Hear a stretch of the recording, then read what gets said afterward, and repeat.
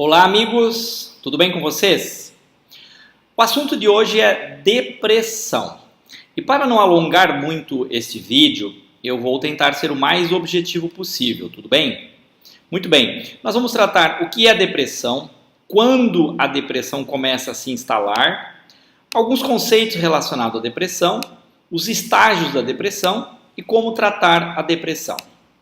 Muito bem, o que é depressão afinal de contas?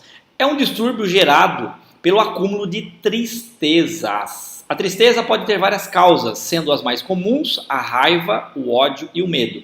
Ou seja, o que causa a depressão é o acúmulo de tristeza. Aquela tristeza que veio e não vai mais embora. E vai acumulando e vem mais, e vai acumulando e vem mais e mais e mais. Agora a pergunta é, como que a tristeza é gerada? A tristeza é filha do quê? A tristeza é causada pelo quê? A tristeza é causada por alguns eventos específicos, mas os mais comuns que geram a tristeza são a raiva, o ódio e o medo. No primeiro momento, a gente sente raiva, depois a raiva vai embora, e depois a gente começa a sentir ódio, ou não. A gente pode sentir medo, ou não. Mas, quando a gente sente, aquilo ali vai gerando tristeza, tristeza, tristeza, tristeza, não há mais alegria, não há mais espaço para alegria. E aí a depressão vai se instalando. Tem-se dito que a depressão afeta 6% dos brasileiros, ou 6% da população mundial. Agora imagine o seguinte, em uma multidão de 1.000 pessoas, você encontrará 60 pessoas com depressão. Gente, não são poucas pessoas. Num grupo de 10.000 pessoas, você encontrará 600 pessoas com depressão. Num grupo de 100.000 pessoas, você encontrará 6.000 pessoas com depressão. Esse caso é sério, gente. Muito bem. Há uma coisa também importante nesse sentido, é que quem nunca teve depressão, ele tende a não compreender a depressão, o que é natural. Se eu nunca vi alguma coisa, como é que eu vou compreender aquilo? Se eu nunca senti alguma coisa, como é que eu vou compreender aquilo? Então é bem natural uma pessoa que nunca teve não conseguir compreender. Então é preciso se esforçar para compreender, porque a depressão é real, ela existe mesmo. Muito bem. E quando que a depressão começa a se instalar? Como a gente viu, os eventos de medo começam a produzir tristeza. Os eventos de raiva, ódio e mágoa começam a produzir tristeza. Agora, o que gera a tristeza? A tristeza é gerada por um sentimento de injustiça, tá? De alguma forma é um sentimento de injustiça. Veja, por exemplo, o caso da tristeza de uma mãe e de um pai que perderam um filho, num acidente, por exemplo.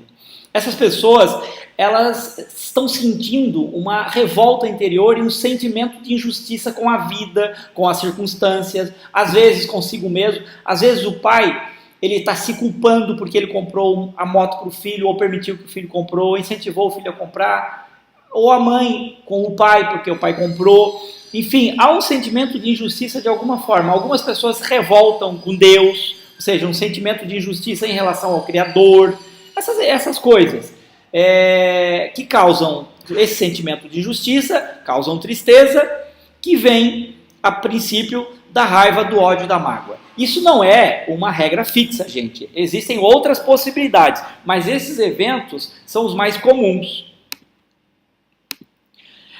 Agora veremos alguns conceitos relacionados à depressão. A depressão, a primeira coisa, o primeiro evento que acontece, que gera a raiva, é um evento de não aceitação. Alguma coisa acontece, a pessoa não aceita que aquilo acontece, se revolta com aquilo, há um sentimento de justiça, há a instalação da raiva, do ódio, etc. Então, essas coisas, elas são circulares entre si. Mas a aceitação, a não aceitação vai estar presente no processo. Então, é preciso que a gente busque aceitar aquilo que está no passado, porque o passado não dá para mudar. Vai fazer o quê? Eu vou ficar agarrado nele, querer mudá-lo? Não dá. Então, só tem uma alternativa, aceitá-lo. O medo também, ele está relacionado à depressão, porque o medo gera insegurança, que por sua vez vai gerar tristeza.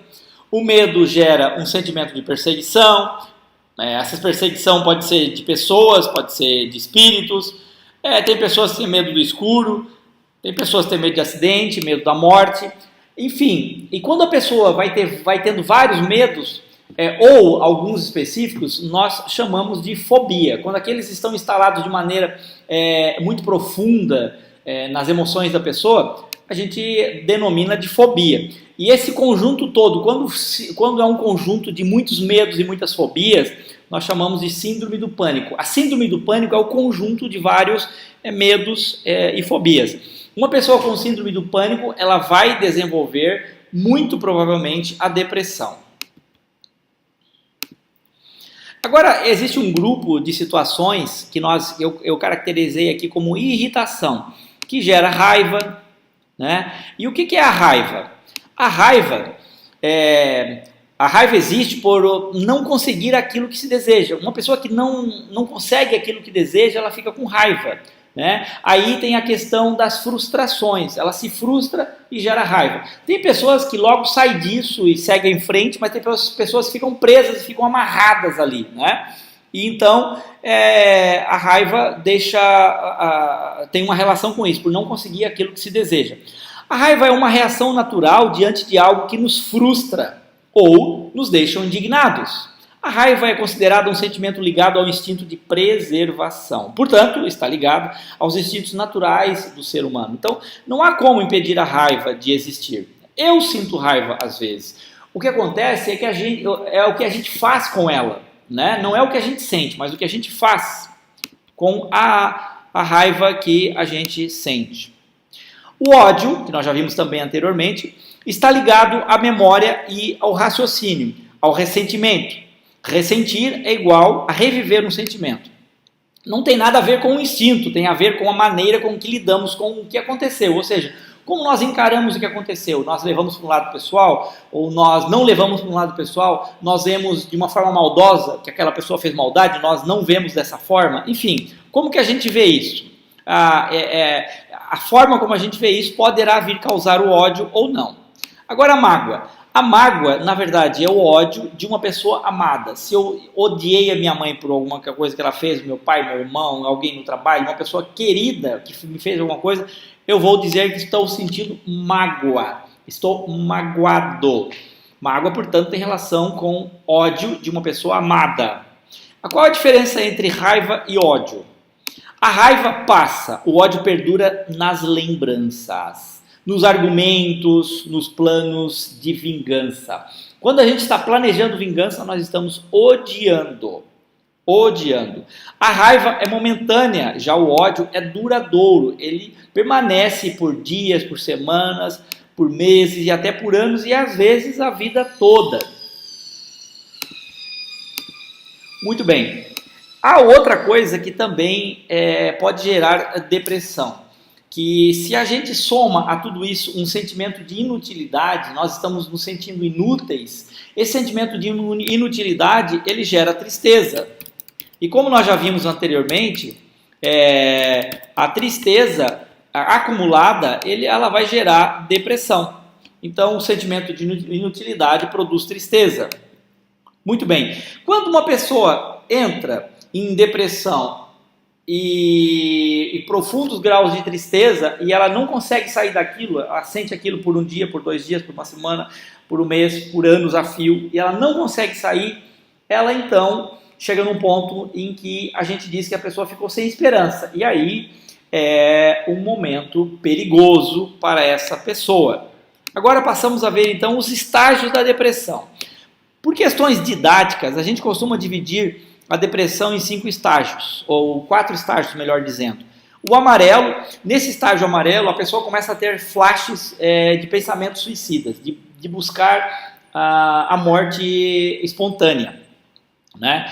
Na fase laranja, esses flashes eles começam a ser mais frequentes, se transformando em pensamentos, às vezes até semanais e diários. Quando a pessoa entra na fase vermelha, ela já começa a planejar alguns suicídios, não sabe se vai se enforcar, se vai tomar remédio, ela começa a pensar em alternativas que a levarão ao suicídio. Na fase roxa, ela vai buscar colocar esses planos em execução. E ela já está falando, ela já está dizendo nas palavras dela que ela vai fazer. Então é bom ficar atento, ela começa a falar, começa a dizer, começa a soltar umas frases, é porque ela está sentindo aquilo mesmo. E é real, gente, é preciso levar a sério. Se a pessoa está dizendo aquilo, pode acontecer, né? Muito bem. A depressão é caracterizada por falhas. O que é isso aqui? Ou pensamento... Por falhas ou pensamentos de suicídio. Ah, por flashes. Por flashes, gente. Flashes. Muito bem. Então a depressão é caracterizada por flashes ou pensamentos de suicídio. Então quando a depressão, quando uma pessoa começa a ter flashes e desejos de suicídio, ela está entrando na fase amarela. À medida que isso vai avançando, a depressão é sinal de que a depressão está avançando. E se isso não continua avançando, ela precisa buscar tratamento, porque ela não vai conseguir sair daí sozinha. Precisa buscar tratamento. Ok? Muito bem. Agora, como tratar a depressão? Existem basicamente 4 caminhos para tratar a depressão. A pessoa pode buscar um psiquiatra para tratar a depressão por meios neurocientíficos. Pode buscar um psicólogo, né, por terapias comportamentais. Também existe a ayahuasca, há inúmeros estudos científicos afirmando e apresentando resultados positivos em relação à aplicação da ayahuasca. No entanto, é preciso destacar que a ayahuasca pode ser bebida somente em contexto ritualístico, tá? E isso é uma exigência da legislação brasileira e ela é proibida de tomar em contexto terapêutico, né? É óbvio que aí pode haver exceções, de repente um médico, alguém com autorização legal, né, do sistema brasileiro, ele pode administrar terapeuticamente, mas no geral a ayahuasca ela pode ser bebida somente em contexto ritualístico, né, com características de espiritualidade, etc. E também a hipnose clínica pode tratar a depressão, né? A hipnose clínica utiliza alguns protocolos, que é o protocolo de regressão e também a terapia das partes. Há outros protocolos que a hipnose clínica pode utilizar, mas esses aqui, sobretudo a regressão, é uma das mais interessantes e uma das mais poderosas para tratar a depressão.